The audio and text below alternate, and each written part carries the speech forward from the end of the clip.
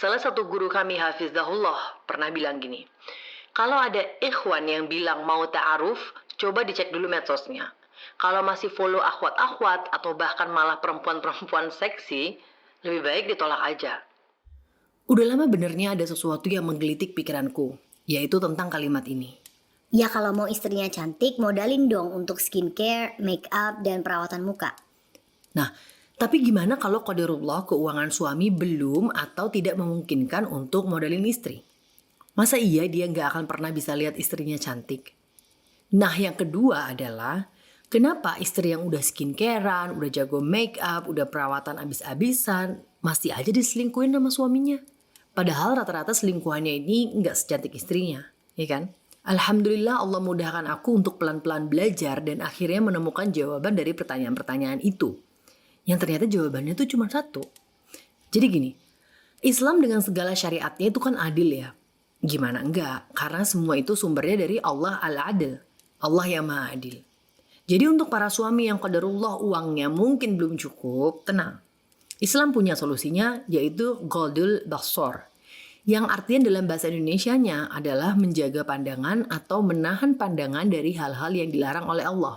In this case, memandang perempuan yang bukan mahram. Mana dalilnya? Ada di surat An-Nur ayat 30. Katakanlah kepada laki-laki yang beriman agar mereka menjaga pandangannya dan memelihara kemaluannya. Yang demikian itu lebih suci bagi mereka. Sungguh Allah Maha mengetahui apa yang mereka perbuat. But before we get further, there's something that I think we all should know first. Memandang wanita yang bukan mahram asalnya tidak dibolehkan. Akan jadi dibolehkan hanya ketika ada hajat, yaitu satu, memandang demi alasan ingin menikahi wanita tersebut.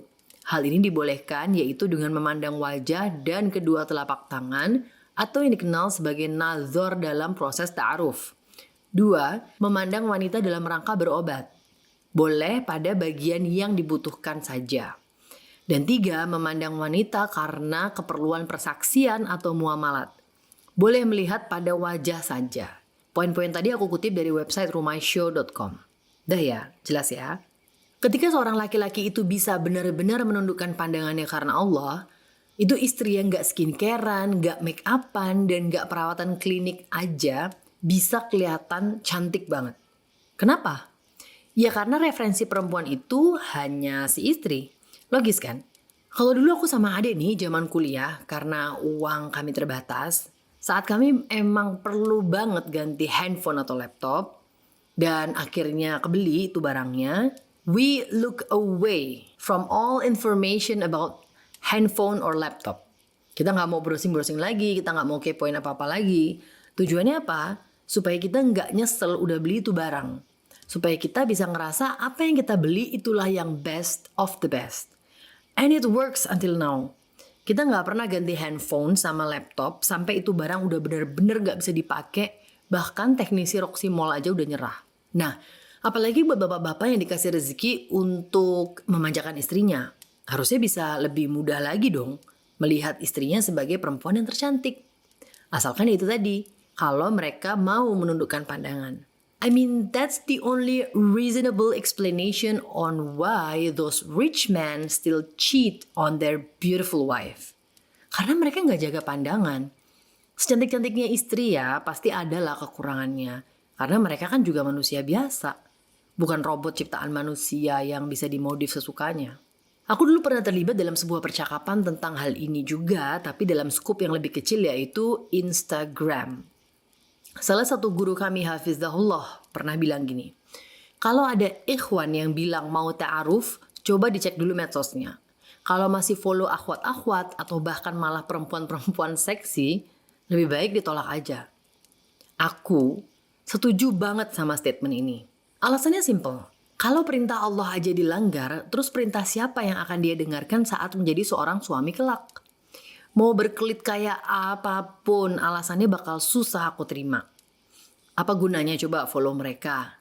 Secara kasat mata, lebih banyak foto yang tidak menutup aurat daripada ilmu yang mereka share di medsos. Apa gunanya nge-like foto mereka? Baik yang menutup aurat, apalagi yang tidak menutup aurat. Apresiasi, support. Maksudnya mensupport perempuan untuk tidak menutup aurat gitu. Terus kalau nge-like, berarti kan you actually take your time to see the picture, to stare at the picture. Terus di mana menundukkan pandangannya? Mungkin ada yang mikir aku tuh orangnya cemburuan gak jelas atau overreacting. I'm okay with that. Karena dulu aku pun mikir gitu, lebay ah. Tapi setelah Allah mudahkan aku untuk pelan-pelan belajar, barulah aku bisa paham bahwa ini bukan tentang perasaan perempuan, tapi ini tentang syariat Islam. Kok laki-laki mulu yang dibahasnya? Yang adil dong. Oh tenang, syariat Allah itu kan adil. Sekarang mari kita bahas yang untuk perempuan. Ini adalah reminder untuk diriku sendiri dulu, baru yang lain ya. Coba kita buka ayat berikutnya yaitu surat An-Nur ayat 31. Dan katakanlah kepada para perempuan yang beriman agar mereka menjaga pandangannya dan memelihara kemaluannya. Ayat ini sebetulnya masih panjang ya, termasuk penjelasan tentang mahram juga. Tapi yang akan aku highlight adalah kalimat awalnya aja. Sama kan dengan surat An-Nur ayat 30 tadi? Jadi bukan cuma laki-laki atau suami aja yang perlu menjaga pandangannya, tapi perempuan dan istri-istri juga. Tapi istri mah matanya nggak jelalatan kayak suami ya. Benar, yakin. Nggak pernah heboh sendiri lihat foto idolanya dengan badan six pack kotak-kotak dan cuma pakai celana pendek. Nggak pernah post di Instastory foto idolanya yang ganteng banget dengan senyumannya yang bikin gagal fokus dan ngademin hati. Nggak pernah punya pikiran gini, duh bahunya bidang banget, kalau dipeluk pasti nyaman banget. Ini semua based on reality di medsos ya. Aku sendiri alhamdulillah udah sejak 4 tahunan yang lalu atau mungkin bahkan lebih meninggalkan semua hal yang bergenre romance, film, novel dan yang sejenisnya lah. Karena aku nggak mau punya ekspektasi palsu tentang love life dan yang lebih buruk ekspektasi palsu tentang sosok suami ideal. Sekuat apapun kita berusaha melawan, pengaruh itu akan masuk sedikit demi sedikit. Coba sekarang aku tanya, standar laki-laki yang peka, yang romantis, yang pengertian, perhatian, itu kita dapat dari mana coba? Nggak mungkin kan dari Al-Quran dan hadis, wong kajian aja kita males. Pasti dari society, dari cerita orang lain, dari film, dari bacaan, dari sekeliling kita. Sweet itu kalau pas istrinya ngambil barang yang jatuh, si suami langsung otomatis megang ujung meja supaya istrinya nggak kejedot. Itu kan yang lagi viral sekarang di medsos. Atau peka itu kalau pas lagi ngobrol tiba-tiba suaminya bukain tutup botol air minum tanpa diminta istrinya. Yang tadinya suami itu udah cukup sweet, cukup peka, cukup perhatian, jadi kurang hanya karena kita lihat suami selebgram, YouTubers, atau public figure lainnya itu pada lebih sweet, lebih peka, dan lebih perhatian ke istrinya. Padahal kalau kita mau mengambil hikmah dari semua kejadian akhir-akhir ini adalah kadang nggak semua yang terlihat baik di kamera itu adalah keadaan yang sesungguhnya. Jadi deh kita istri yang nggak qanaah. Kenapa coba nggak ada tren atau standar yang kayak gini? Sweet itu ketika suami ngingetin istrinya untuk pakai kaos kaki saat keluar rumah walaupun cuma buat ke warung depan. Atau peka itu ketika suami bangun lebih dulu terus membangunkan istrinya untuk bisa menunaikan sholat malam. Mudeng nggak? Sama, aku juga dulu nggak mudeng di mana sweet dan pekanya yang kayak gitu. Tapi sekarang, it means more than anything in my eyes. Jadi, kalau belum bisa meninggalkan semua, setidaknya coba untuk dikurangin lah ya Bu Ibu. Kalaupun mau nonton film, ya udah fokus aja sama filmnya, sama jalan ceritanya. Gak usah diulang-ulang bagian aktornya yang kelihatan ganteng atau pas lagi six packs gitu. Tahu kan kalau pusar sampai lutut itu adalah aurat laki-laki. Jadi kalau sempat kita ngeliat, ya hukum melihat aurat lawan jenis berlaku.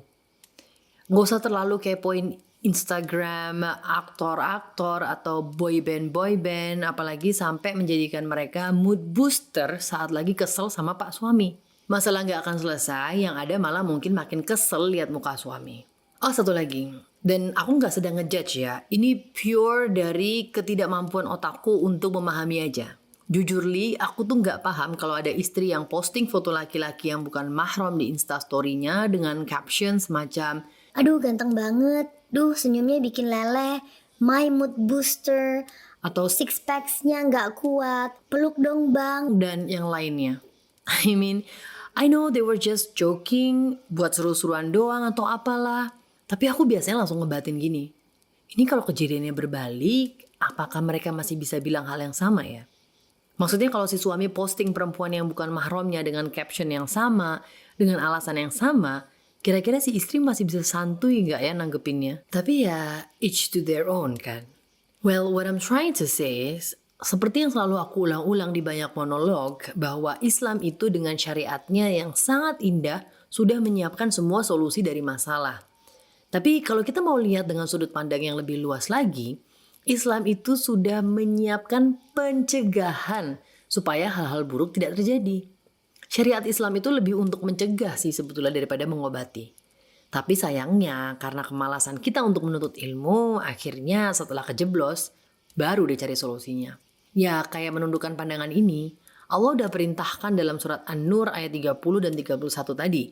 Rasulullah Shallallahu Alaihi Wasallam sudah memberikan jaminan sebagai berikut. Dari Ubadah bin Ash-Shamit bahwasanya Nabi Shallallahu Alaihi Wasallam bersabda, jaminlah 6 perkara dari kalian untukku, niscaya aku jamin bagi kalian surga.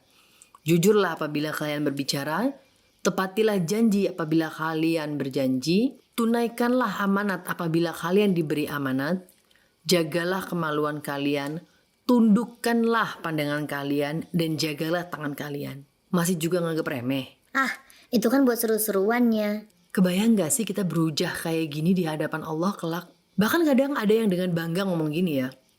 Bahkan kadang ada yang dengan bangga ngomong gini. Ah, gue biasa aja tuh liat cewek seksi. Otak dia aja kali yang ngeres. Kelihatannya kayak bener ya kalimat ini. Tapi ternyata ini malah lebih ngeri sih. Kok bisa seseorang yang setiap pandangan matanya itu akan dipertanggungjawabkan di akhirat nanti, merasa biasa aja melihat hal-hal yang Allah larang. Kita aja kadang nyontek masih takut-takut ya, karena dilarang sama guru, ya kan? Lah, kok ini bisa sangat santuy sekali? Aku sendiri udah ngerasain, kalau lagi ada di lingkungan orang-orang yang takut sama Allah, otomatis tuh tanpa diaba-aba, langsung ngerasa malu dan takut untuk ngumbar pandangan. Bahkan seringnya, aku sekarang udah ada di titik dimana kalau ada temenku cowok nih yang jalan papasan di pintu Indomaret lah katakan.